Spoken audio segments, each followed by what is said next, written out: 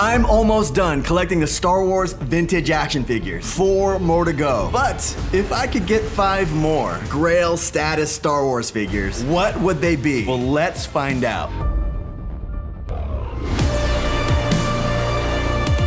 Welcome back to the journey. So yeah, 4 more figures to go on my journey to collect the entire Star Wars Kenner line of figures made from 1977 to 1985. So if you're new and need to catch up, start on episode 1 and binge all the way until you get here. Now, besides the standard issue figures that I collected, I have included variants on my list of things to get. And the ones that I have variants on are the Droid Factory R2, the big and small head Han Solos, the blue and red Snaggletooths. What's the plural version of Snaggletooths? Is it Snaggleteeths? Snaggleteeth? Hoth Troopers, smiling and non-smiling Landos, the brown and orange Snake Yodas, the blue and purple smocked Ugnaughts, and on my list that I have yet to get is the vinyl cape Jawa, which is a grail of mine. But if I was to have my choice of 5 extra action figures to add to that collection, what would I get? And I am gonna pretend that money is a factor. So these are actually figures that I could consider to get and to add to that collection someday. So these are my top 5 wish list action figures.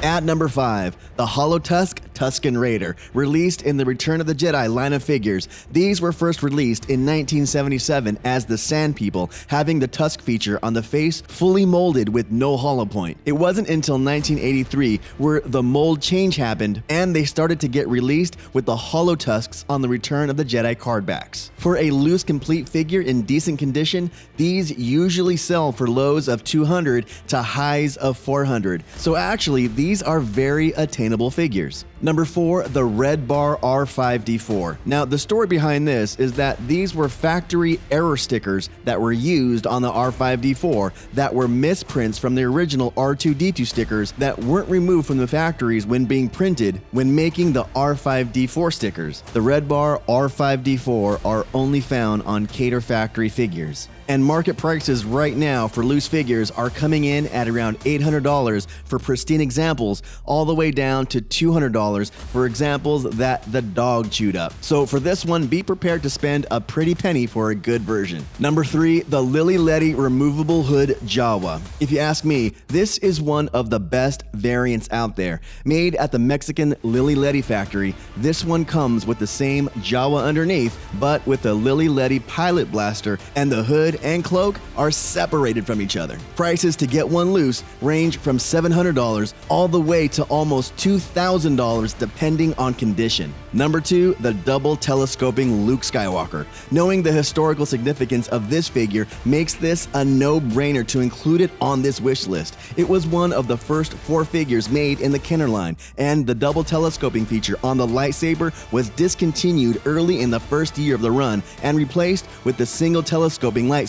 Prices for these are always jaw-dropping, and one was listed on Facebook not too long ago, graded at an 85 from CAS at $3,400. And this is probably a figure I would rather buy graded already, but if you want a loose one in good condition, you can pick one up for around $1,000 to $1,500. But before I get to number 1, if money was no object, then here are the special mention figures that I would get. The Turkish bootleg Blue Stars from Uze. I know it's not from the official Star Wars line, but if money was no object, this would be the first on my list. Now, to buy one, well, that's a different story. I saw one at a toy shop, but the price was literally an arm and a leg. And on eBay, there's one carded for sale for over $27,000. And a loose example, graded 75 with no cape and no blaster, being sold for just over $3,000. The next special mention figure, if money was no object, come on, that is easy. The rocket-firing Boba Fett prototype.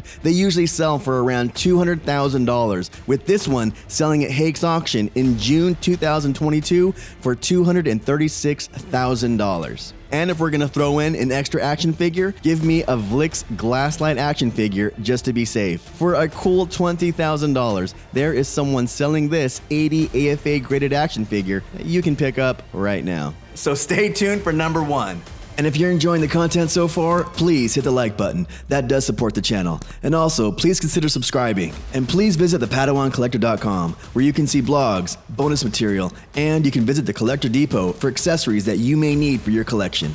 And now for number 1. The early bird set of figures. This one is the grail of all grails for me, and I would definitely want the figure inside the baggies, the tray with the paperwork, the box they came in, and the early bird certificate. Here is the mailer box items graded that wasn't sold but listed for $9,000 with a price drop to $8,500. For the early bird certificate package, there was one in okay condition that recently went unsold on Facebook for a price of $900. Now, most collectors know the story behind the early bird set of figures, but for those who don't, in April 1977, Kenner and Lucasfilm made the deal that allowed Kenner to produce the line of toys for Star Wars. The movie was only months away from release, so Kenner was already behind schedule at the get-go. There was no way the toys were going to make it in time to be released alongside the movie, so a date was set for a Christmas release of the toys. But when the actual workbook schedules were produced, and it was found that with safety regulation, legal, and supply and distribution checks, that a Christmas release would be a long shot as well, so the marketing department over at Kenner decided to release the now infamous